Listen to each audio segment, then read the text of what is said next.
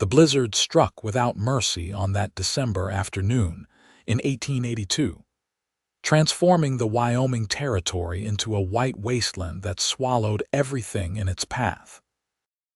Victoria Granger stumbled through drifts that reached her knees, her fingers numb inside threadbare gloves, her lungs burning with each gasping breath as wind-driven snow pelted her face like 1,000 tiny knives.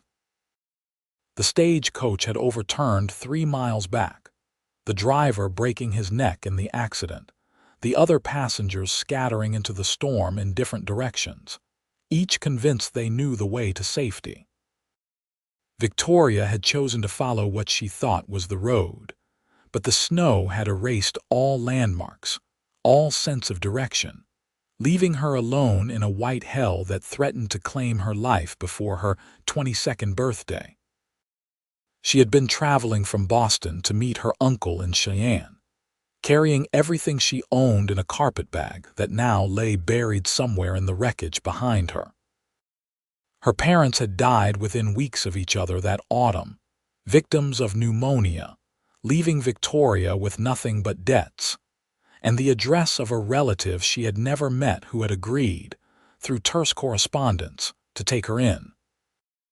Now even that fragile hope seemed ready to slip away as her legs grew heavier with each step, her vision blurring, the cold seeping through her wool coat and into her bones. When she saw the fence post emerging from the snow like a ghost, she nearly wept with relief. Where there were fences, there were ranches. Where there were ranches, there were people. She followed the fence line, gripping the wooden rails when her strength faltered, dragging herself forward through sheer determination. The house materialized slowly through the driving snow, a solid structure of logs and stone that promised warmth and survival. Victoria made it to the porch steps before her legs gave out entirely. She collapsed against the wooden planks, using the last of her strength to pound on the door with her frozen fist. The sound seemed impossibly loud in her ears, or perhaps that was just her heart hammering against her ribs, fighting to keep her alive just a little longer. The door opened, and warmth rushed out to meet her along with the silhouette of a man, tall and broad-shouldered, backlit by lamplight. "Good God," he said, his voice deep and urgent. Strong arms lifted her before she could speak, carrying her inside where blessed heat from a stone fireplace began to thaw her frozen skin. "Can you hear me? Can you speak?" "Cold," Victoria managed through chattering teeth. "Stagecoach accident. I will get you warm, don't try to talk." He laid her on a sofa near the fire and disappeared, returning moments later with blankets that he wrapped around her shaking form. "Your hands and feet, I need to check them for frostbite." Through the haze of cold and exhaustion, Victoria studied her rescuer. He appeared to be in his late 20s, with dark hair that fell nearly to his shoulders and eyes the color of storm clouds. His face was weathered by sun and wind, strong-featured and serious as he gently removed her ruined boots and examined her toes with careful, practiced movements. "You're lucky," he said after a long moment. "Red and painful but not frozen.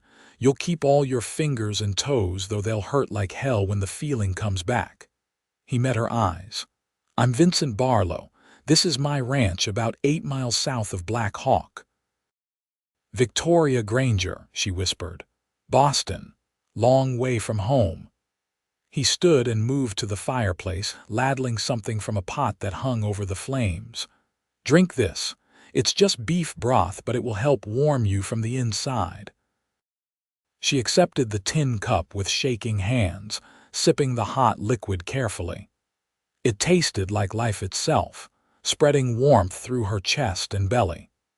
Vincent watched her drink, then disappeared into another room, returning with what appeared to be women's clothing. "These belong to my sister," he said, setting the garments on a chair nearby. "She married a rancher up near Sheridan 2 years ago, left most of her things here.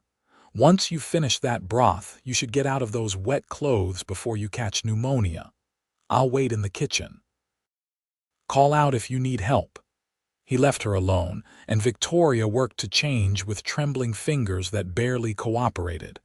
The dress was simple calico, a bit loose in places but blessedly dry and warm.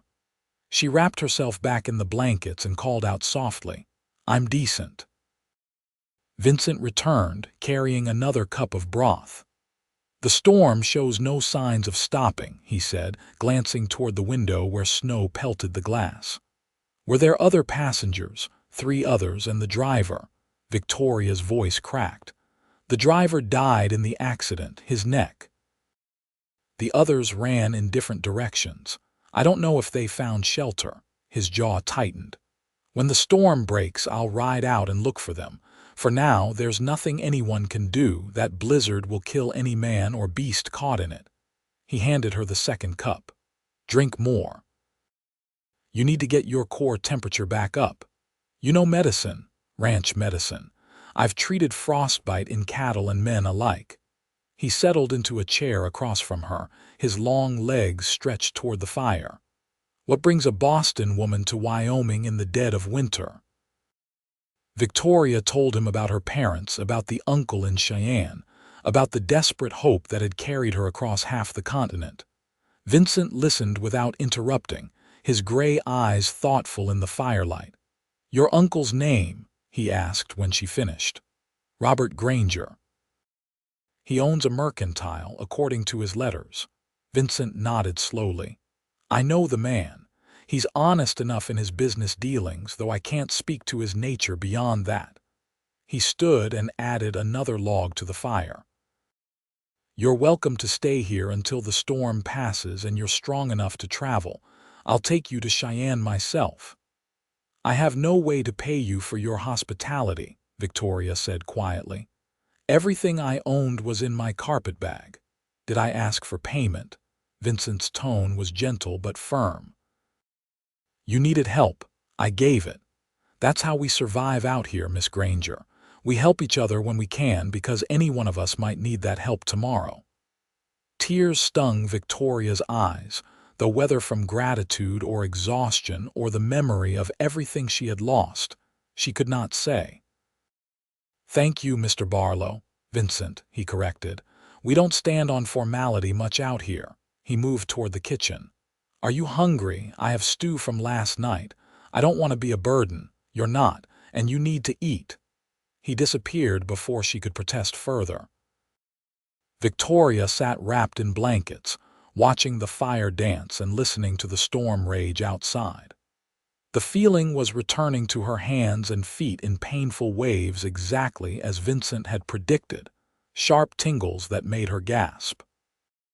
But she was alive, warm and safe, which was more than she had dared hope for an hour ago. Vincent returned with 2 bowls of venison stew, thick with potatoes and carrots. They ate in companionable silence, the only sounds the crackling fire and the howling wind. When Victoria's eyes began to droop despite her best efforts, Vincent took her empty bowl and guided her to a bedroom down the hall. "This was my sister's room," he said, lighting a lamp on the bedside table. "I'll be sleeping in my room across the hall. Call out if you need anything." "Vincent," Victoria said as he turned to leave. "Those other passengers, do you really think they survived?" His expression was grave. "I'll hope they found shelter. That's all any of us can do tonight." Victoria slept in fits and starts, jerking awake at each particularly violent gust of wind, her dreams filled with images of the stagecoach overturning, of snow swallowing everything whole. When morning light finally filtered through the curtains, she rose and dressed in another of the borrowed dresses, braiding her dark hair over one shoulder before venturing into the main room. Vincent stood at the window, coffee cup in hand, staring out at a world transformed. Snow had drifted against the side of the house in waves that reached nearly to the roof in places. The sky remained heavy and gray, threatening more snow to come. "Morning," he said without turning. There's coffee on the stove, fresh biscuits in the warming oven. Did the storm stop?" Victoria poured herself coffee, savoring the bitter heat, for now, but there's more coming. I can smell it. He finally looked at her, his expression troubled. "I need to ride out and search for those passengers. Check on the cattle, too. The herd is in the winter pasture, but I need to make sure they survive the night." "Can I help?" Vincent shook his head. "You're still recovering. Stay inside, keep the fires going. There's plenty of wood stacked on the back porch." He set down his cup and reached for a heavy coat. "If I'm not back by dark, don't worry. Sometimes these searches take longer than expected. Be careful." Something flickered in his eyes at her words, a warmth that was gone almost before she could name it. "I will." Victoria watched him trudge toward the barn through snow that reached his thighs. He emerged minutes later on a massive bay horse, the animal's breath steaming in the frigid air. Then he was gone, swallowed by the white landscape. The day passed slowly. Victoria kept herself busy tidying the house, which was surprisingly neat for a bachelor's home. She found books on a shelf near the fireplace, mostly practical volumes about cattle ranching and Wyoming weather patterns, but also a worn copy of Shakespeare's sonnets and a collection of Walt Whitman's poetry. This discovery made her smile, revealing depths to Vincent Barlow that his quiet manner had not immediately suggested. She prepared a simple dinner from the supplies in the kitchen, setting beans to soak and making cornbread from scratch. The domesticity of the task soothed her, giving her hands something to do while her mind worried about Vincent out in the cold, about those missing passengers, about the uncertain future that awaited her in Cheyenne. Darkness fell early, as it did in winter, and still Vincent had not returned. Victoria lit lamps in the windows, hoping they might guide him home if he had lost his way. She tried to read but could not focus, finding herself at the window every few minutes, searching the darkness for any sign of movement. It was nearly 9 o'clock when she finally heard the sound of hoofbeats. Victoria threw open the door as Vincent led his horse toward the barn, his shoulders slumped with exhaustion. She waited, anxiety gnawing at her stomach, until he finally trudged back to the house. "The passengers?"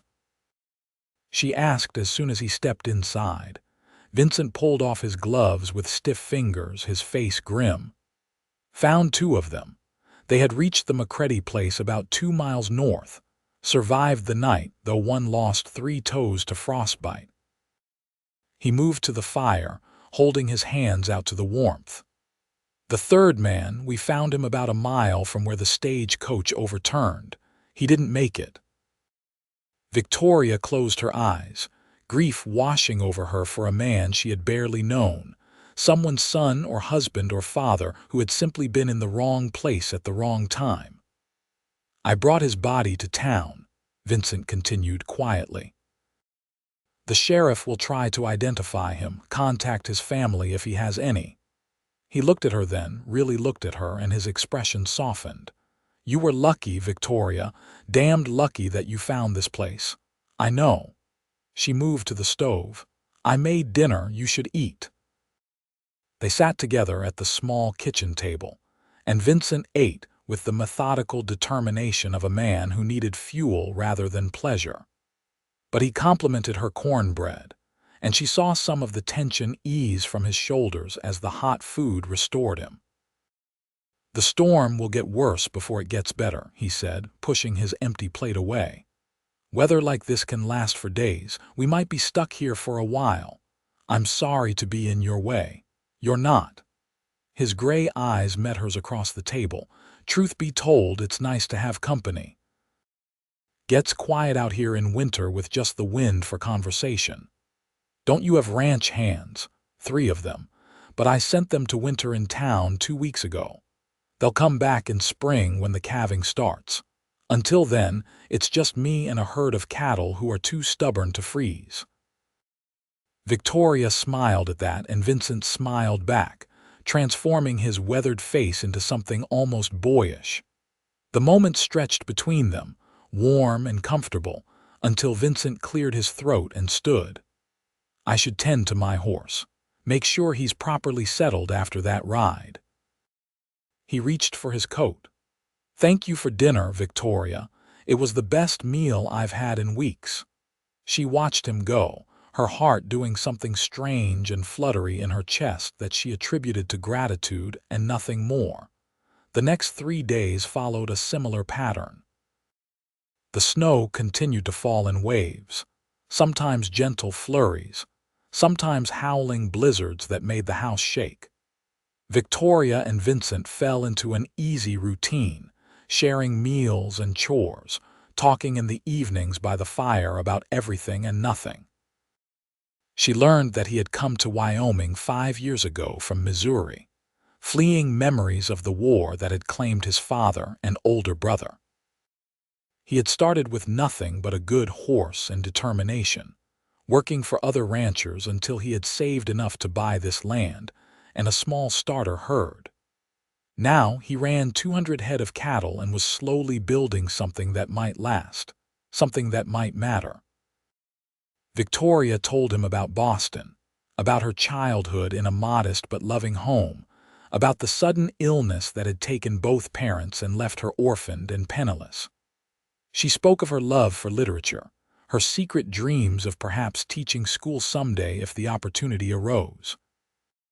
"Cheyenne could use a good teacher," Vincent said one evening as they sat by the fire, Victoria mending a tear in one of his shirts while he carved a piece of wood into what was gradually becoming recognizable as a horse. "The school there is always looking for educated women. My uncle may have other plans for me." "Such as?" Victoria set down her needle. "I don't know. He never said explicitly, but from his letters I got the impression he expected me to help in the store, or perhaps he has a friend who needs a wife." The bitterness in her voice surprised her. Vincent's knife stilled. "You've never met this man." "Never. My father and he were brothers, but they had a falling out years ago, something about a business deal gone wrong. They hadn't spoken in 2 decades. She resumed her stitching, focusing on the steady in and out of the needle. "But when I wrote to him about my situation, he agreed to take me in. I should be grateful. Gratitude and happiness aren't always the same thing."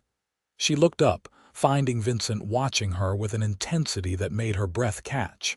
"No," she agreed softly. "They're not." The moment was broken by a loud crack from outside, followed by a thud that shook the house. Vincent was on his feet instantly, moving to the window. One of the pines came down, probably from the weight of the snow and ice. He studied the darkness. "Doesn't look like it hit anything important, but I'll need to clear it in the morning." "Is that dangerous?" "Can be. Trees are unpredictable when they're weighed down with ice." He returned to his chair, picking up the carving again. "But I've done it before. I'll do it again." Victoria watched his hands work the wood, strong and sure, and felt something shift inside her chest. This man who had saved her life without hesitation, who spoke to her as an equal, who read poetry by firelight and carved horses from pine scraps. This man who made her laugh and made her think and made her feel safe for the first time since her parents had died. She was falling in love with him. The realization should have terrified her. They had known each other less than a week. She was promised to an uncle in Cheyenne, dependent on his charity for her survival. She had no business developing feelings for a rancher who lived alone in the Wyoming wilderness, but her heart, it seemed, cared nothing for practicality. The weather finally broke on the 5th day, the sun emerging to transform the snow-covered landscape into a blinding field of diamonds. Vincent stood at the window that morning, assessing the conditions with a practiced eye. "Roads should be passable in a day or 2, he said. "I can take you to Cheyenne by the end of the week." Victoria felt her stomach drop. "Of course, you've been more than generous with your time and hospitality." "That's not what I meant." He turned from the window, his expression troubled. "You're welcome to stay as long as you need. I just thought you'd be eager to reach your uncle to start your new life." "Yes," she said, the word tasting like ashes. "My new life." Something in her tone made Vincent cross the room to stand before her. "Victoria, if you don't want to go to Cheyenne, you don't have to. I mean, you're a grown woman, you can make your own choices." "Can I?" She met his eyes. "I have no money, no family except an uncle I've never met, no prospects. What choices do I really have? You could stay here." The words hung between them, heavy with implication. Victoria's heart hammered. "As what?" Vincent took a breath, seeming to gather his courage. "The ranch needs help. I'm not saying it would be easy, but if you're willing to work, there's a place for you here. You could keep house, help with the books, maybe teach the children in Black Hawk if you want." He paused. "Or you could just stay because I'd like you to. Because these past 5 days have been the best I've had in years, and the thought of you leaving makes me want to saddle my horse and ride into the storm again."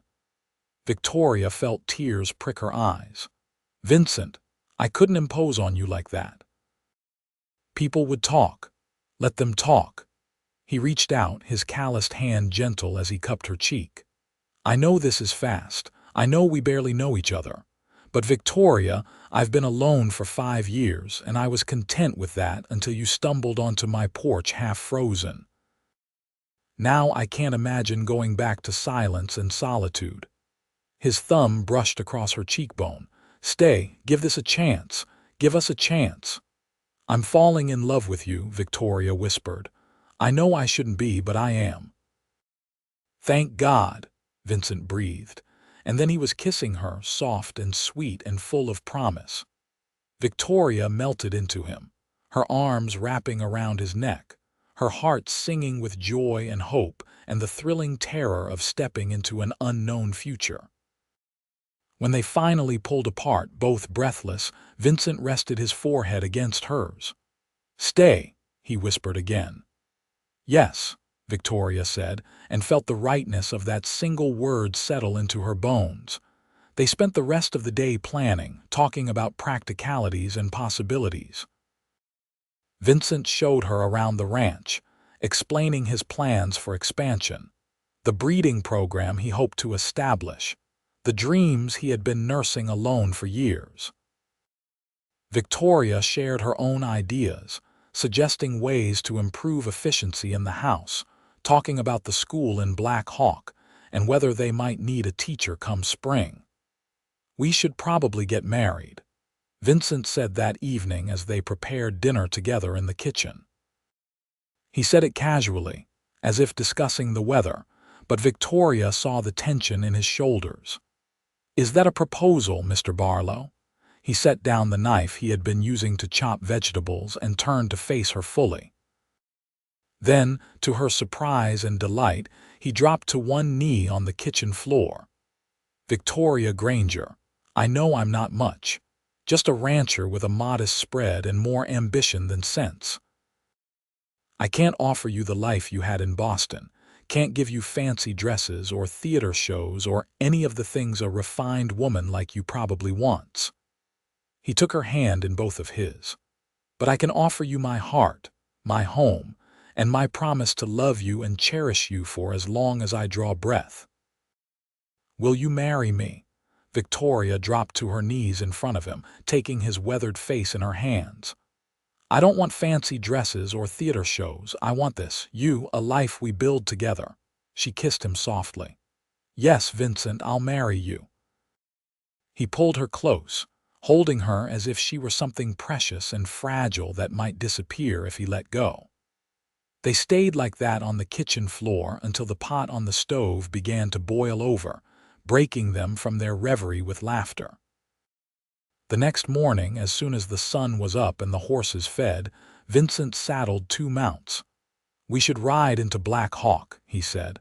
"Get the preacher to marry us properly, and you should send a telegram to your uncle, let him know you're safe. Will he be angry? Maybe. But you're a grown woman making your own choice. He doesn't own you just because you wrote him a letter." They rode the 8 miles to Black Hawk bundled in layers against the cold. The town was small, just a main street with a general store, a saloon, a church, and a handful of other buildings. News of the stagecoach accident had already reached the townspeople, and Victoria found herself the center of attention as Vincent helped her from her horse. "This is the woman from the accident?" asked an older woman who introduced herself as Mrs. Henderson. "My dear child, we heard what happened." "Terrible business, simply terrible. She's going to be staying at my ranch," Vincent said firmly, his hand resting protectively on the small of Victoria's back. "We're here to see the preacher." Mrs. Henderson's eyebrows rose. "Are you now? Well, Reverend Walsh is in the church." "But Vincent Barlow, you know how people will talk if this young woman is living out at your place without proper marriage." "That's why we're here," Vincent said with remarkable patience. "To make it proper." Reverend Walsh was a kind-faced man in his 50s who asked them several serious questions about their intentions and their faith before agreeing to perform the ceremony. "It's unusual, I'll grant you," he said. "But these are unusual times, and I've seen enough of life to know that love doesn't always arrive on a predictable schedule." He smiled at them. "Can you come back tomorrow? I'd like to at least post banns, even if we're rushing things a bit." "Tomorrow is fine," Vincent agreed. They spent the rest of the day in town, Victoria sending a carefully worded telegram to her uncle explaining that she had survived the accident and had decided to remain in Black Hawk rather than continue to Cheyenne. She thanked him for his willingness to take her in, but assured him it was no longer necessary. The telegraph operator, a curious young man with ink-stained fingers, promised to send it right away. Vincent bought supplies at the general store, introducing Victoria to the owner, Mr. Patterson, and his wife. Word spread quickly through the small town that the rancher Vincent Barlow was getting married, and by the time they left, they had received 3 dinner invitations and a promise from Mrs. Henderson that she would gather some women to help Victoria with a proper wedding dress. "I don't need a fancy dress," Victoria protested as they rode home through the crystalline afternoon. "Maybe not," Vincent agreed. "But it seems to make the town ladies happy, and it's good to keep on their favorable side. They're the ones who will help if you get sick or hurt. They're the ones who will become your friends out here." "Friends." Victoria tested the word, liking the shape of it. "I'd like that." That night they sat together on the sofa, Victoria tucked against Vincent's side, his arm around her shoulders. The fire crackled, casting dancing shadows on the walls. "Are you scared?" Vincent asked quietly. "Terrified," Victoria admitted, "but also happier than I've been in months, maybe years." "I'll do everything I can to make you happy, Victoria, I promise you that." She tilted her face up to kiss him, slow and deep, tasting the coffee he had drunk after dinner and something that was purely him. When they finally pulled apart, both breathing hard, Victoria rested her head on his shoulder. "Tell me about the seasons here," she said. "What's it like when winter ends?" Vincent's voice rumbled through his chest, warm and comfortable. "Spring is chaos. The snow melts and everything turns to mud. The cattle start calving, which means nights in the barn helping with difficult births. But there are wildflowers too, carpets of them across the meadows, and the air smells like growing things, like possibility. And summer, hot and dusty. The cattle move to high pasture. I spend most of my time on horseback, checking fences and water sources. But the evenings are long and beautiful. We could sit on the porch and watch the sun set over the mountains. Fall, roundup, branding, choosing which animals to sell and which to keep for breeding. Hard work from dawn to dusk, but satisfying. The aspens turn gold and the air gets crisp. It's my favorite time of year." "It sounds wonderful," Victoria said softly. "All of it. It's not an easy life, Vincent warned. Winter is hard and lonely, summer is brutal, spring and fall are nothing but work. But it's ours, Victoria. We'll build it together. I want that, she said. More than I've ever wanted anything. They married 2 days later in the small church in Black Hawk. True to her word, Mrs. Henderson had rallied the women of the town, and Victoria found herself wearing a simple but lovely ivory dress that had belonged to the Reverend's late wife. It fit nearly perfectly, requiring only minor alterations. Vincent wore his best suit, his dark hair neatly trimmed by the town barber. He stood at the altar looking nervous and hopeful, and so handsome that Victoria's breath caught when she saw him. The ceremony was brief but meaningful, their vows spoken with quiet conviction. When Reverend Walsh pronounced them man and wife, Vincent kissed her gently, his hand cradling the back of her head, and Victoria heard the small congregation break into applause. They celebrated with a simple dinner at the home of Mr. and Mrs. Patterson, joined by a dozen townspeople who had taken it upon themselves to welcome Victoria to the community. The food was hearty and plentiful, the conversation warm and friendly. Victoria found herself laughing more than she had in months, feeling the knots of grief and worry that had lived in her chest since her parents' deaths finally began to loosen. As the sun set, Vincent and Victoria made their excuses and rode back to the ranch through the gathering darkness. The temperature had dropped with the sun, and Victoria shivered despite her layers. "Almost home," Vincent said, urging the horses to a faster pace. Home. The word sang through Victoria's heart. She had a home again, a place to belong, a person to belong with. Vincent helped her from her horse when they reached the ranch, his hands lingering on her waist. "You're my wife," he said, as if testing the words. "I am," Victoria confirmed, rising on her toes to kiss him. They took care of the horses together, working in comfortable silence in the warm barn. Then Vincent swept Victoria into his arms, carrying her across the threshold of the house, despite her laughing protests that she was perfectly capable of walking. "Tradition," he said, setting her down gently in the main room. "My mother told me once that a man should always carry his bride over the threshold. Brings good luck. Did your mother have a happy marriage?" "Very. My parents adored each other up until the day my father died." Vincent took her hands in his. "I want that for us, Victoria. A love that lasts, that grows stronger with time." "So do I." That night they came together as husband and wife in Vincent's bed, which was now their bed. He was gentle and patient, murmuring words of love and reassurance as he helped her navigate the unfamiliar territory of physical intimacy. Victoria had been nervous, her knowledge of such matters limited to vague hints from married friends in Boston. But Vincent made it beautiful, worshiping her body with his hands and mouth until pleasure washed away all fear. Afterward they lay tangled together, Victoria's head on Vincent's chest, listening to the steady beat of his heart. "I love you," she whispered into the darkness. His arms tightened around her. "I love you too. From the moment you collapsed on my porch, half frozen and fighting to survive. You were the bravest thing I'd ever seen." Victoria smiled against his skin. "I was terrified. Bravery isn't the absence of fear, it's moving forward despite it." He pressed a kiss to the top of her head. "Sleep now, wife. We have all the tomorrows in the world." Winter gradually released its grip on the land.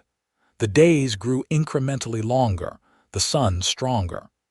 Victoria settled into ranch life with a determination that impressed even Vincent. She learned to milk the 2 dairy cows, to collect eggs from the chickens, to bake bread in the temperamental wood stove. She took over the ranch accounts, organizing the scattered papers into a system that made sense, identifying areas where they could cut costs or improve efficiency. Vincent watched his wife transform from a city woman into a rancher's partner with a mixture of pride and awe. She never complained about the hard work or the isolation, finding joy in small victories and beauty in the harsh landscape.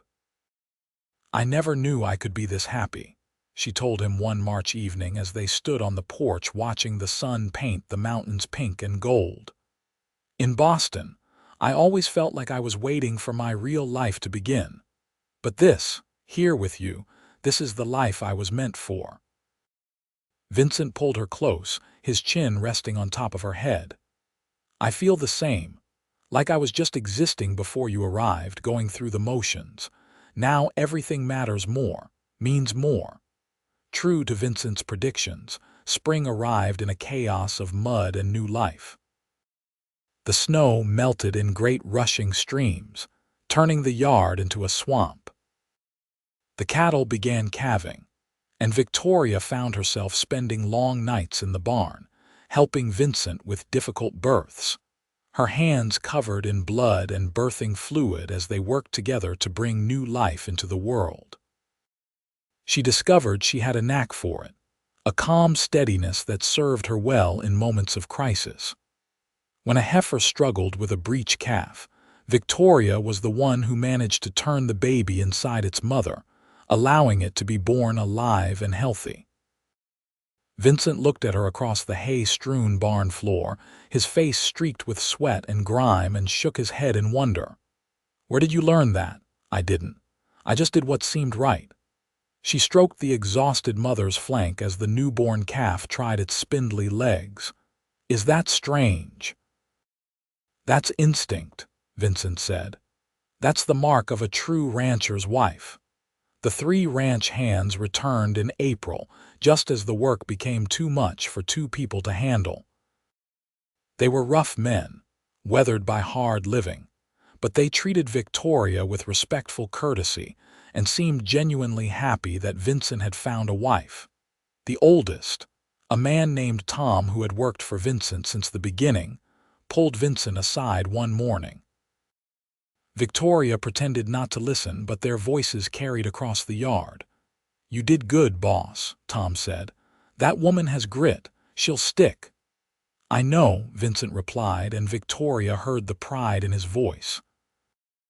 As spring progressed, Victoria began riding into Black Hawk once a week, ostensibly to buy supplies but really to build connections with the other women in town. She helped Mrs. Henderson prepare meals for a family whose father had been injured in a mining accident. She spent an afternoon with the Reverend's sister, discussing the possibility of establishing a proper school in town. "We have children who need educating," Miss Walsh said over tea in the small parlor behind the church. "But no proper teacher. Most of the families teach their children themselves when they have time between working their land." "I would be willing to teach," Victoria offered, "if the community wanted it." "Would your husband approve?" Victoria smiled. "Vincent wants me to be happy, and teaching would make me happy." The school idea gained momentum through the spring and summer. The town held a meeting in June, and it was decided that Victoria would begin teaching in the fall, once the harvest was complete and families could spare their children for learning. An unused building next to the general store would be converted into a schoolhouse. Summer proved as hot and demanding as Vincent had promised. The cattle moved to high pasture, and Vincent spent long days on horseback, often gone from before dawn until after dark. Victoria missed him fiercely on those days, counting the hours until she heard the sound of hoofbeats approaching the house. But she stayed busy, maintaining the garden she had planted in the spring, putting up preserves for the winter, helping Tom and the other hands with the endless tasks that kept a ranch running. Her hands, which had been soft in Boston, grew calloused and strong. Her skin, despite her best efforts with bonnets and long sleeves, took on a golden tan from the relentless sun. On Sundays, they rested. Vincent would declare a break from work, and they would spend the day together, sometimes riding to a favorite meadow for a picnic, sometimes simply staying close to the house, talking and laughing and making love in the lazy afternoon heat. "You're beautiful," Vincent told her one August afternoon as they lay together in their bed, a breeze from the open window providing minimal relief from the heat. His finger traced the line of her collarbone, down to the gentle swell of her breast. "More beautiful every day." Victoria smiled, turning to kiss him. "You're required to say that. You're my husband. I mean it." His gray eyes were serious, intense in a way that made her breath catch. "When I look at you, Victoria, I see everything good in my life, every hope I ever had, every prayer I ever prayed." "You're my miracle." Tears pricked her eyes. "And you're mine. You saved me, Vincent, not just from the blizzard, but from a life of obligation and lovelessness. You gave me a home, a purpose, a love I never dared dream of." They made love slowly, savoring each touch, each kiss, each whispered word of devotion. Afterward, as they lay in tangled sheets, Victoria felt a contentment so deep it bordered on joy. Fall arrived with its promised chaos of roundup and branding. Victoria worked alongside the men, her initial squeamishness about the hot iron and burning hair long since overcome by practicality. The ranch had grown over the summer, the calf crop strong and healthy, and Vincent's face glowed with pride as they tallied the numbers.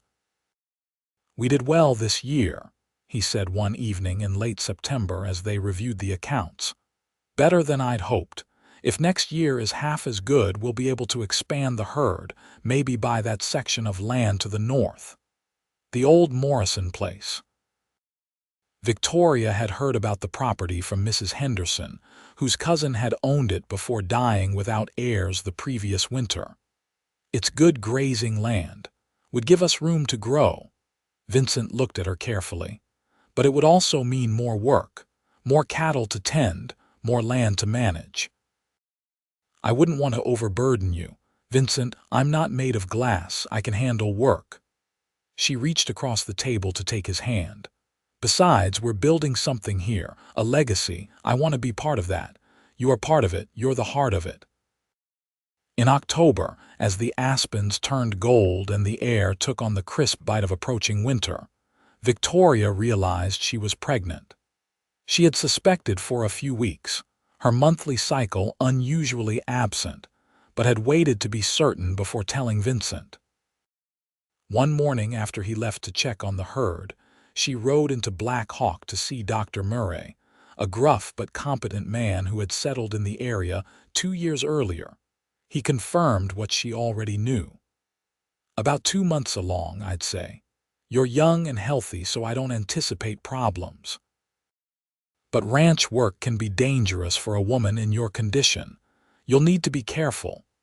Victoria thanked him and rode back to the ranch, her heart singing with joy and nerves. How would Vincent react?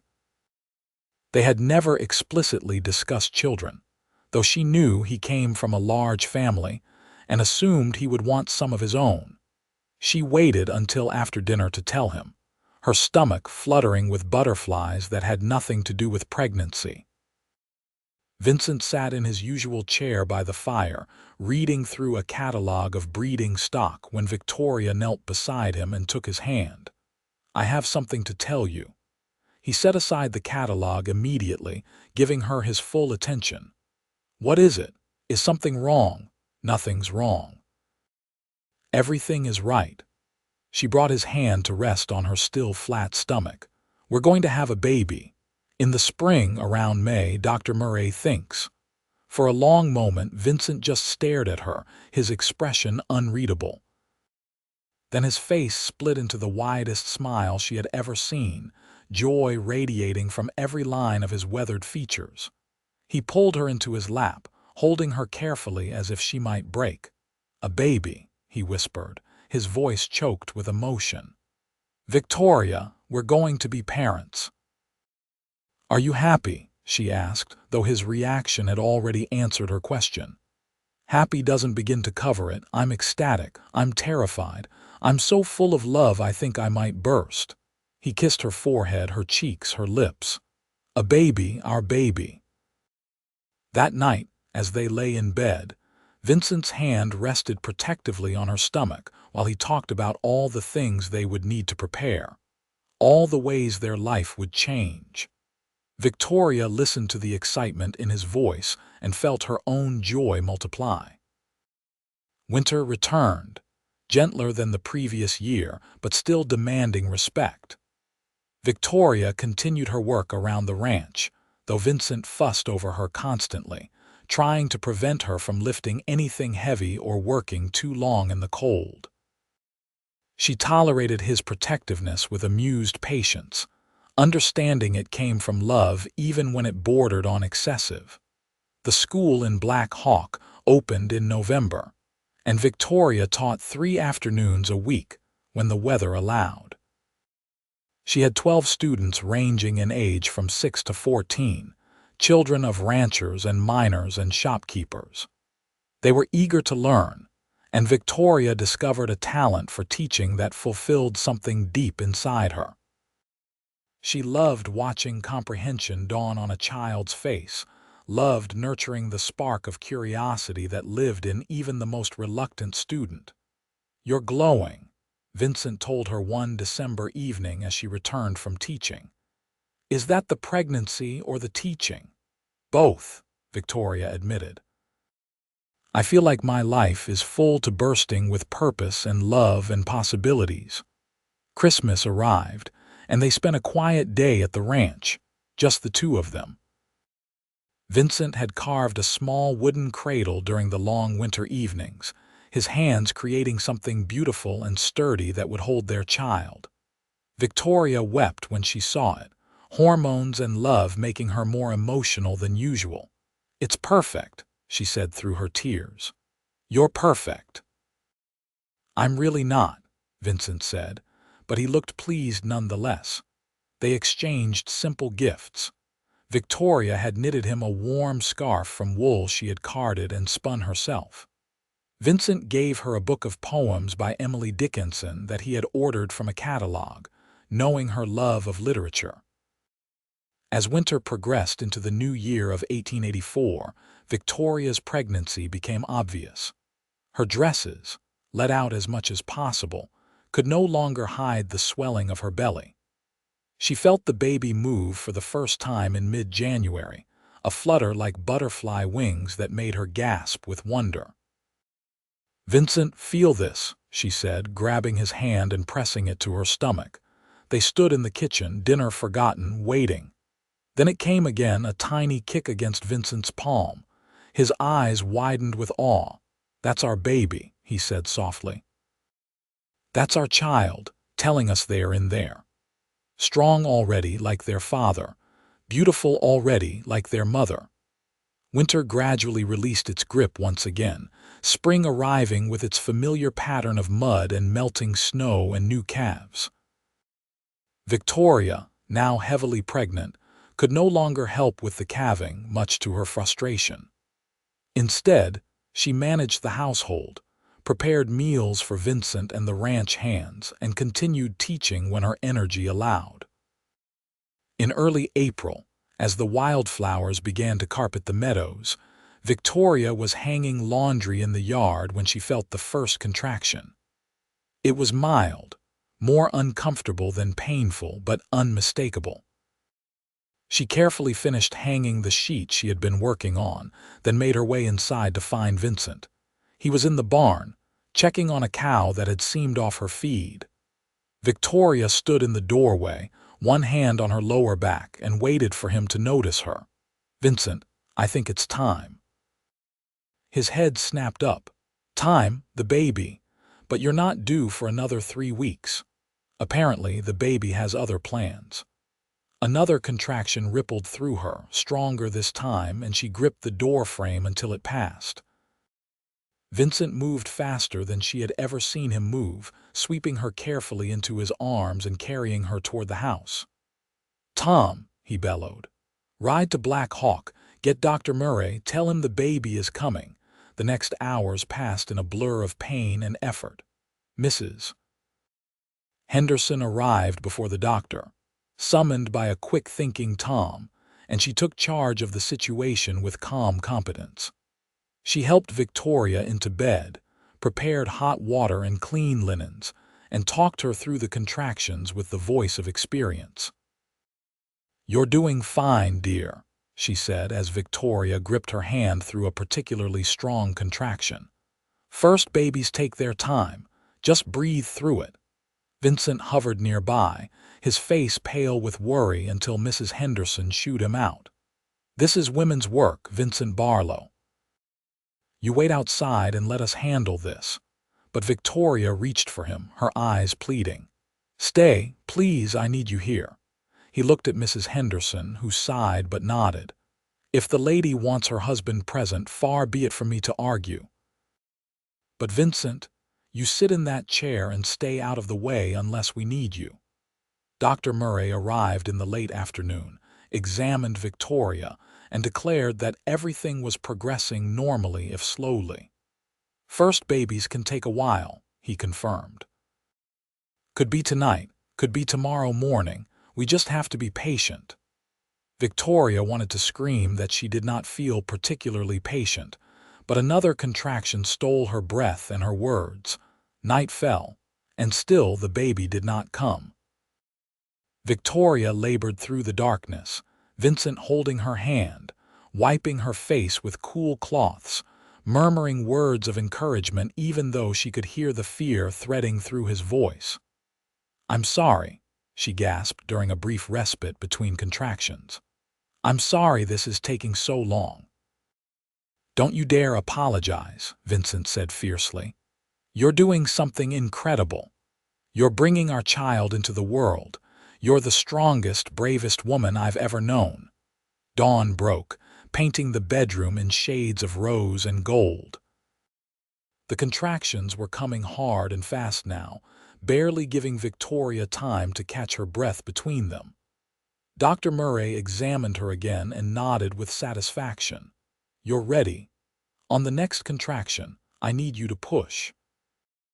Victoria bore down with all her strength, Vincent's hand gripped in hers, Mrs. Henderson supporting her shoulders. The pain was beyond anything she had imagined, a tearing, burning sensation that made her cry out. "Again," Dr. Murray commanded. "The head is crowning. One more good push." Victoria gathered every ounce of strength she possessed and pushed, feeling as if she were being split in two. Then suddenly, blessedly, the pressure released, and the sound of a baby's cry filled the room. "It's a boy," Dr. Murray announced, holding up the squalling, red-faced infant. "A healthy baby boy." Victoria collapsed back against the pillows, tears streaming down her face. Vincent was crying too, she realized, his weathered face wet with tears as Dr. Murray cleaned the baby and placed him on Victoria's chest. "Hello, little one," Victoria whispered, staring in awe at the tiny, perfect human she and Vincent had created. The baby had stopped crying, his eyes scrunched closed, his tiny fist waving in the air. "Hello, my son."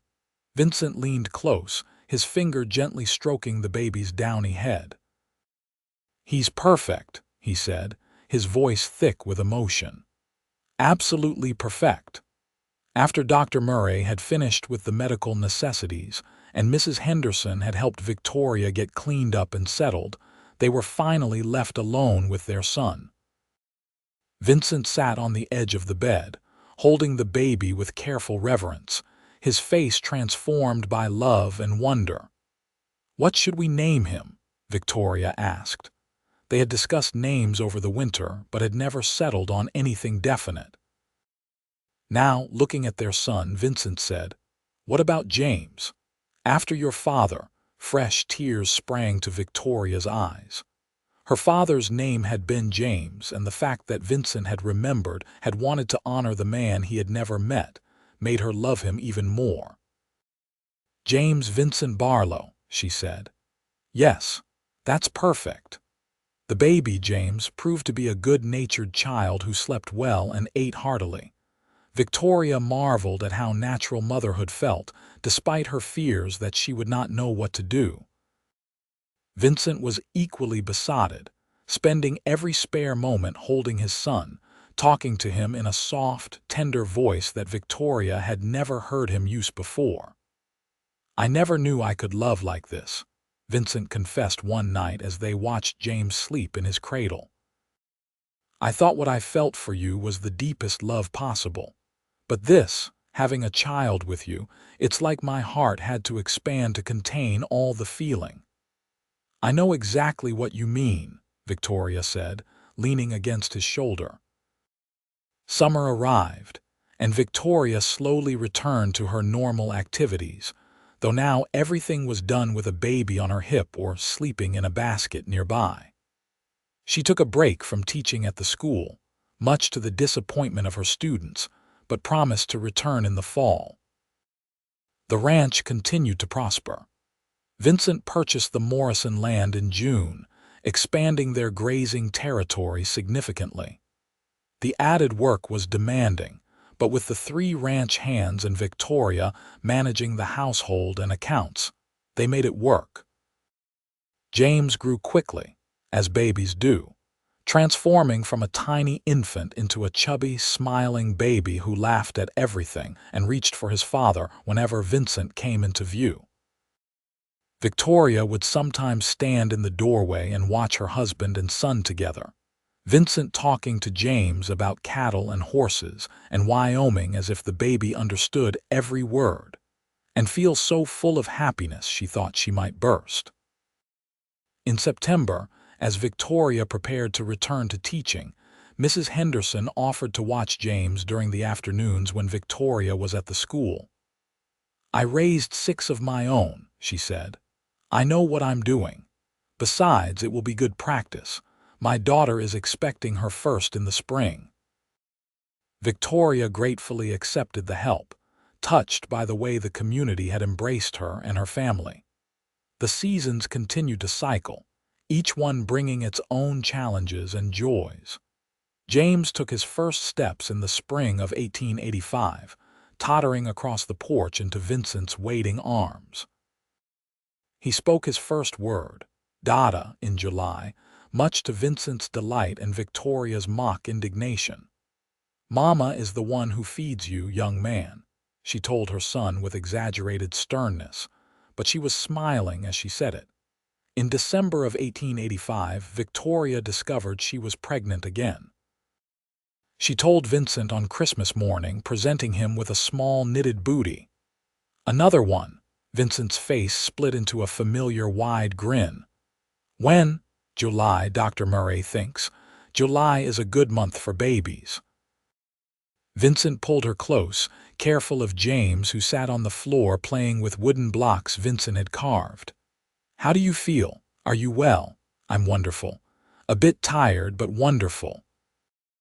Their daughter arrived on a hot July afternoon in 1886, entering the world with a lusty cry that spoke of determination and strength. They named her Sarah, after Vincent's mother, and she proved to be the opposite of her easygoing brother in every way. Sarah was demanding and fussy, sleeping poorly and crying often. But she was also fiercely affectionate, clinging to Victoria with tiny hands and giving toothless smiles that made even the most exhausting nights worthwhile. James, now 2.5, was fascinated by his baby sister, wanting to help with everything from diaper changes to feedings. Victoria would often find him standing by Sarah's cradle, chattering to her in his limited vocabulary, telling her about the horses and the cows and the big world outside. Life on the ranch settled into a comfortable rhythm. The herd continued to grow, Vincent's careful breeding program producing strong, healthy cattle that commanded good prices at market. They added a room onto the house to accommodate their growing family, Vincent and Tom building it during the winter months when ranch work was slower. Victoria continued teaching, now 3 full days a week, with Mrs. Henderson watching both James and Sarah. The school had grown too, now boasting 20 students and a waiting list of others who wanted to attend. The town had built a proper schoolhouse, with real desks and a pot-bellied stove and a shelf of books that Victoria had helped select. In 1888, Victoria was pregnant once more. This baby, another boy they named Thomas after the loyal ranch hand who had become like family, arrived in February during a brief thaw between storms. Thomas was a quiet baby, content to observe the world with solemn dark eyes, as different from both his siblings as they were from each other. "We make beautiful children," Vincent said one evening as he watched all three of them play on the floor of the main room. James, now nearly 4, was building an elaborate structure with blocks while Sarah, almost 2, was more interested in knocking it down. Baby Thomas watched from a basket, his eyes tracking every movement. "We make a beautiful life," Victoria corrected, moving to stand beside her husband. "I never imagined I could be this happy, Vincent. Sometimes I think about that night I stumbled onto your porch, half frozen and desperate, and I can't believe how far we've come." Vincent wrapped his arm around her waist, pulling her close. "That was the best night of my life. I know you were suffering, but from my perspective, you were the answer to prayers I hadn't even known I was praying. You walked out of a blizzard and into my heart, and nothing has been the same since. Would you want it to be? Not for anything in the world." They stood together, watching their children, listening to the sounds of life and love that filled the house. Outside, the Wyoming wind howled across the prairie, but inside they were warm and safe and together. The years continued to unfold with their predictable unpredictability. Winters brought snow and struggle. Springs brought mud and birth. Summers brought heat and hard work, and falls brought the satisfaction of harvest. Through it all, Victoria and Vincent built their life together, their love deepening with each passing season. James grew into a serious, responsible boy who followed his father everywhere, learning the ways of ranching with eager attention. Sarah was wild and free-spirited, more comfortable on horseback than in the schoolhouse, though she had inherited her mother's love of reading. Thomas remained the quiet observer, but his careful nature made him excellent at detailed work like mending tack and repairing fences. In 1892, their 4th child arrived, another daughter they named Elizabeth. With 4 children and a thriving ranch, Victoria decided to step back from teaching at the school, though she continued to tutor students individually when parents requested it. Her days were full with managing the household, keeping the accounts and raising their children. Vincent had expanded the ranch to nearly 3,000 acres, running 500 head of cattle with the help of 6 full-time ranch hands. They had become one of the most successful ranches in the region, known for quality stock and honest dealing. "We should think about bringing James into the business," Vincent said one evening in the spring of 1896. James was now 11, tall for his age and capable with both horses and cattle. "Start teaching him the business side, not just the ranch work," Victoria agreed. "And Sarah, too. She has a better head for numbers than any of us, though she'd rather die than admit she enjoys sitting still long enough to do accounting."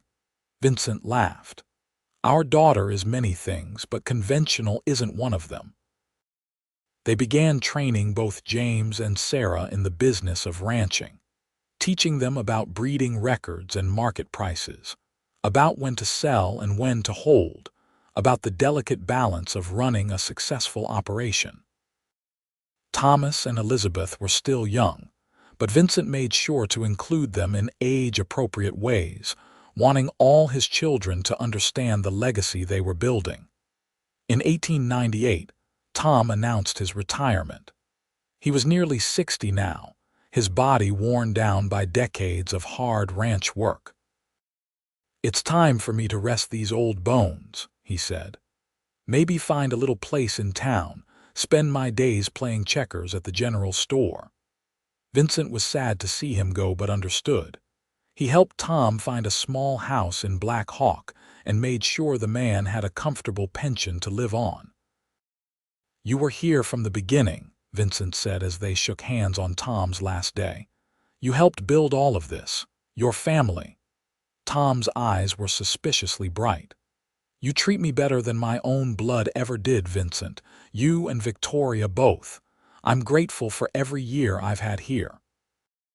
At the farewell party they threw for Tom, Victoria stood on the porch of their home, now substantial and comfortable, and looked out over the land they had built together.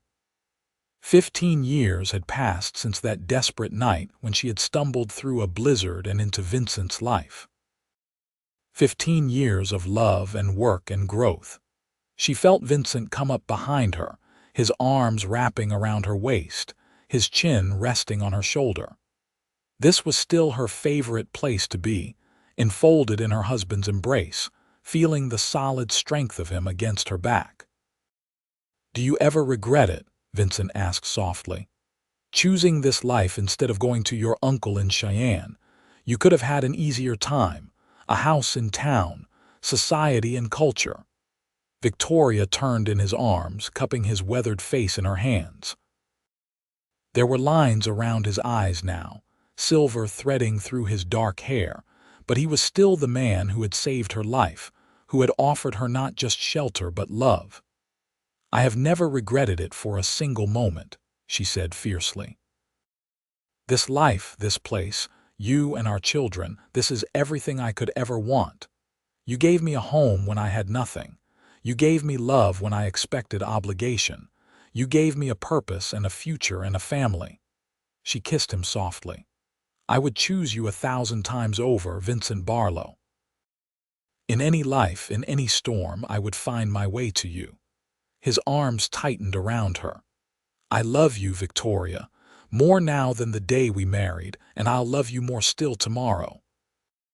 The party continued around them, their children laughing with the ranch hands, neighbors and friends eating and drinking and celebrating. But for a moment, Victoria and Vincent stood apart from it all, holding each other as the sun set over the mountains, painting the sky in shades of gold and pink and purple. "You remember what you told me that first night?" Victoria asked. "When I asked what would happen when winter ended. I told you about the seasons, spring and summer and fall. You told me about possibilities," Victoria corrected, "about building something together. And we did, Vincent. We built this beautiful, complicated, wonderful life." "We're not done yet," Vincent said, a smile in his voice. "We have years ahead of us still. Grandchildren to spoil, land to nurture, seasons to weather together." "Promise me something," Victoria said, suddenly serious. "Promise me that no matter what comes, we'll face it together, like we have from the very beginning." "I promise," Vincent said without hesitation. "From the day you arrived seeking shelter from snow, I've sheltered you through every season, and I'll continue to do so for as long as I draw breath." "And I'll shelter you right back," Victoria said, "through every storm, every trial, every joy. We're in this together." They kissed as the sun disappeared behind the mountains, as the first stars emerged in the darkening sky, as the sound of laughter and music drifted from the house. They had weathered so much together already. They would weather whatever came next the same way, hand in hand, heart to heart, through every season the years might bring. The years that followed brought both challenges and triumphs, as years always do. In 1900, James turned 15 and began taking on more substantial responsibilities around the ranch, working alongside his father as a true partner. Sarah, at 13, finally accepted that she had a gift for numbers and began managing more of the ranch accounts, though she still spent every spare moment on horseback. Thomas, at 11, showed an unexpected talent for working with difficult horses, his quiet patience earning the trust of even the most skittish animals. And Elizabeth, the youngest at 8, was showing signs of inheriting her mother's love of teaching, often gathering the younger children of ranch hands to practice her letters and numbers. In 1902, disaster struck in the form of a late spring blizzard that caught the herd during calving season. Vincent and the ranch hands worked around the clock trying to save as many animals as possible, but they still lost nearly 50 head, including some of their best breeding stock. Victoria watched her husband return to the house, each evening exhausted and discouraged, his face drawn with worry about what the losses would mean for their future. "We'll rebuild," she told him firmly, even as she recalculated their finances and made difficult decisions about what expenses they could cut. "We've weathered storms before. We'll weather this one too." "I'm getting too old for this," Vincent said one night, slumped in his chair by the fire, his body aching from days of brutal work in freezing conditions. Victoria knelt beside him, taking his hands in hers. "You're 43, not ancient. And you're not alone, Vincent. You have me, you have our children, you have good men working for you. We're a team. We'll get through this together." He looked at her, his gray eyes full of love and gratitude. "What did I ever do to deserve you? You opened your door to a stranger in a storm," Victoria said simply. "You showed kindness when you could have turned me away. You loved me when you had no reason to. And you've been my partner, my love, my home for 20 years now." 20 years, Vincent repeated, as if just realizing how much time had passed. "You were 22 when you arrived on my porch." "I was 28. We were so young." "We still are," Victoria insisted. "We have so much life ahead of us still." She was right, of course. They did rebuild, using the setback as an opportunity to improve their breeding program and diversify their operation. Vincent began raising horses alongside the cattle, capitalizing on Thomas's gift for training. Sarah took over more and more of the business management, her sharp mind identifying opportunities and efficiencies that even her parents had missed. In 1905, James announced that he was courting Emma Patterson, the daughter of the general store owner. Vincent and Victoria gave their blessing, though Victoria privately admitted to her husband that she was not quite ready to think of her son as old enough to marry. "He's 20, Vincent pointed out. "I was only 8 years older than that when I married you. That was different." "How? Because you were marrying me," Victoria said with a smile. "But you're right. He's a man now, and Emma is a lovely girl. They'll be happy together." James and Emma married in the summer of 1906, and by spring of 1907, Victoria and Vincent became grandparents when Emma gave birth to a healthy baby girl they named Rose. Holding her granddaughter for the first time, Victoria was transported back to that moment when she had first held James, when the overwhelming rush of love had nearly knocked her over. "We're old now," she told Vincent that night with mock horror. "We're grandparents." "Speak for yourself," Vincent said, pulling her close. "I feel young as ever." "Liar," Victoria said, but she was smiling as she kissed him. Sarah left for college in Denver in 1908, determined to study business and finance, despite the raised eyebrows of those who thought higher education wasted on a woman. Vincent and Victoria supported her completely, proud of their daughter's ambition even though they missed her fiercely. Thomas, now 19, took over the horse training operation entirely, building a reputation that drew buyers from as far away as California. And Elizabeth, at 16, was helping teach at the school in Black Hawk, following in her mother's footsteps. In 1910, as Victoria and Vincent celebrated their 28th wedding anniversary, they took stock of their life together. The ranch was thriving, employing a dozen men year-round. Their children were grown or nearly so, building lives and futures of their own.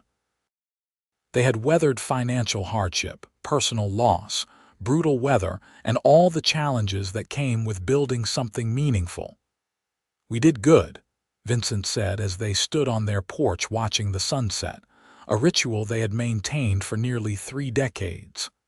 "Didn't we?" "We did better than good," Victoria replied. "We built something extraordinary, a family, a legacy, a love that has sustained us through everything." "Do you ever think about that uncle in Cheyenne?" Vincent asked. "Wonder what would have happened if you had gone to him instead of staying with me?" "Never," Victoria said honestly. "That life was never meant to be mine. This was. You were. From the moment I stumbled onto your porch seeking shelter from snow, my fate was sealed.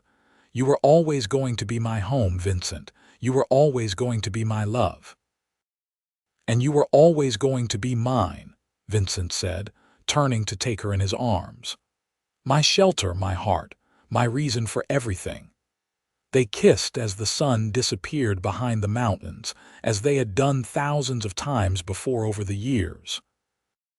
But it still felt new, still felt precious, still felt like the miracle it was. Sarah returned from Denver in 1911 with a degree in business and a fiancé, a young lawyer named Michael Chen, whose parents had emigrated from China and built a successful import business. Victoria and Vincent welcomed him into the family without hesitation, impressed by his intelligence and his obvious devotion to their daughter. They married in the fall of that year, and Sarah announced her intention to open an office in Black Hawk, offering business consulting to ranchers and other enterprises throughout the region. "Someone needs to help these operations modernize," she said with characteristic determination. "And it might as well be me." In 1913, Thomas married a young woman named Margaret, the daughter of a neighboring rancher. They settled in a house on the eastern section of Vincent and Victoria's land, Thomas managing the horse operation while Margaret proved to be an excellent ranch wife with a gift for veterinary care. Elizabeth, the youngest, announced in 1914 that she had been offered a position teaching at a school in Laramie. Vincent struggled with the idea of his baby girl moving away, but Victoria reminded him that they had raised their children to be independent, capable people who could make their own choices. "She'll come back to visit," Victoria assured him, "and we can go visit her. It's not the end of the world." But that night, alone in their bedroom, Victoria allowed herself to cry a little at the thought of their last child leaving home. Vincent held her, understanding without words what she was feeling. "The house will be too quiet," Victoria said against his chest. "We'll fill it with grandchildren," Vincent promised. "James and Emma already have 3. Sarah and Michael are talking about starting a family, and Thomas and Margaret are newlyweds. Give them a year." He was right. By 1916, Victoria and Vincent had 7 grandchildren ranging in age from infant to 9 years old, and their home was regularly filled with the chaos and joy of family gatherings. They had also stepped back from the day-to-day management of the ranch, turning over most operations to James while they took on advisory roles. "I never thought I'd be ready to retire," Vincent admitted one spring morning as they watched James and Thomas work with the cattle. "But it feels right. They know what they're doing. They'll carry on what we built."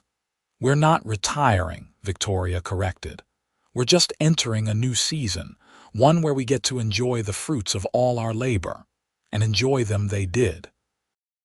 They traveled a bit, visiting Sarah and Michael in Black Hawk, spending time with Elizabeth in Laramie, taking a trip to Denver to see the sights that Sarah insisted they could not miss.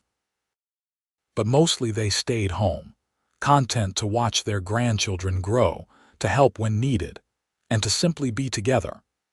In 1919, As they celebrated their 37th wedding anniversary, Victoria and Vincent took their traditional sunset walk around the ranch. They moved more slowly now, both in their late 50s and feeling the accumulated wear of decades of hard work. But they still held hands, still found comfort in each other's presence, still loved with a depth that had only grown over the years. 37 years, Vincent marveled. More than half my life, I've been married to you. The best half, Victoria said with a smile. Absolutely the best half. They stopped at the fence line that marked the eastern boundary of their property, looking out over land they had nurtured and protected for nearly 4 decades. The sun was setting, painting everything in shades of gold and rose, and Victoria felt a profound sense of peace settle over her. I want you to know something, she said quietly. In case I've never said it plainly enough. You saved my life that night, Vincent. But more than that, you gave my life meaning. You gave me love and purpose and a family. You gave me seasons of joy that I never could have imagined when I was stumbling through that blizzard, half frozen and alone. She turned to face him, cupping his weathered face in her hands. You have been my shelter through every season, just as you promised. Through winter storms and spring rains, through summer heat and autumn winds. You've been my constant, my home, my heart. Vincent's eyes were bright with unshed tears. And you have been mine, Victoria. You walked out of a blizzard and into my life, and nothing has been the same since. You've been my partner, my love, my reason for everything. Every good thing in my life traces back to you. They kissed as the sun completed its descent, as stars began to emerge in the darkening sky, as the familiar sounds of the ranch settled around them. They had lived a lifetime together, weathered every storm, celebrated every triumph, built something beautiful and lasting from nothing but love and determination. The years continued to pass, bringing more grandchildren and then great-grandchildren. Vincent and Victoria aged gracefully, their hair turning silver, their bodies slowing but their minds remaining sharp and their love remaining constant. They celebrated their 50th wedding anniversary in 1932, surrounded by a family that now numbered in the dozens, all of them living testaments to the love story that had begun with a desperate woman stumbling through a blizzard. 50 years, Victoria said that night as they prepared for bed, exhausted but happy from the day's celebrations. Can you believe it? Some days it feels like 50 years, Vincent admitted. And some days it feels like 50 minutes. Time is funny like that. You have any regrets? Not a single one. He pulled her close, their bodies fitting together in the familiar way of long marriage. Every choice I've made, every path I've taken, it all led me to you, and you've made every day worth living, even the hard days, especially the hard days. Because we faced them together. They fell asleep wrapped in each other's arms as they had done for 50 years, as they would continue to do for however many years they had left. Vincent passed away peacefully in his sleep in the winter of 1938, at the age of 84. Victoria woke that morning to find him still beside her, looking peaceful and content, as if he had simply slipped away in the night without any fear or pain. She sat with him for a long time, holding his hand, remembering everything they had shared, grieving the loss while also feeling grateful for the incredible gift of their life together. The funeral was attended by what seemed like the entire population of Black Hawk and the surrounding ranches. Vincent had been respected and loved, a pillar of the community, a man who had helped countless people over the years. But more than that, he had been a devoted husband, father, grandfather, and great-grandfather who had built a legacy of love. Victoria stood at the graveside surrounded by her children and grandchildren and great-grandchildren, all of them living proof of what she and Vincent had created together.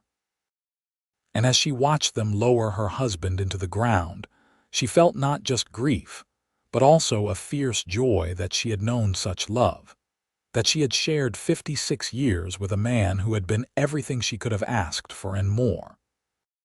She lived 3 more years, spending her remaining time with family, telling stories about Vincent and their life together, making sure the next generations understood where they came from and what their grandparents had built. She taught her great-grandchildren to read, passed on recipes and wisdom, and generally made herself useful and beloved. On a cold December night in 1941, almost 60 years to the day after she had first stumbled onto Vincent's porch seeking shelter from snow, Victoria passed away quietly in her sleep. She was 81 years old, surrounded by family, and when they found her in the morning, there was a smile on her weathered face. They buried her beside Vincent in the cemetery in Black Hawk, under a headstone that read simply, Victoria Barlow, beloved wife, mother, grandmother, and great-grandmother. She arrived seeking shelter from snow. He sheltered her through every season. The ranch continued on, passed down through the generations, carrying forward the legacy that Victoria and Vincent had built together. Their descendants would tell the story for generations to come, about the woman from Boston who stumbled through a blizzard and found love, about the rancher who opened his door and his heart to a stranger, about 2 people who chose each other against all odds and built something extraordinary from nothing but faith and determination, and an abiding love that lasted through every season, from that first desperate winter night through all the years that followed. It was a love story written in the land itself, in every fence post and barn beam, in the herds that grazed the pastures and the houses that dotted the property. It lived on in the children and grandchildren and great-grandchildren who carried Victoria and Vincent's blood and their values. It echoed in the tales told around dinner tables, about how great-great-grandma Victoria had almost frozen to death, how great-great-grandpa Vincent had saved her life, how they had fallen in love and built an empire together. But more than anything, it was a story about shelter. About a man who had offered warmth to a stranger and found his soulmate. About a woman who had sought refuge from a storm and discovered her home. About 2 people who had chosen to shelter each other through every season, through every challenge, through every joy and sorrow that life brought their way. They had arrived at their destiny in a blizzard, and they had lived out their days in love. And in the end, that was the greatest shelter of all.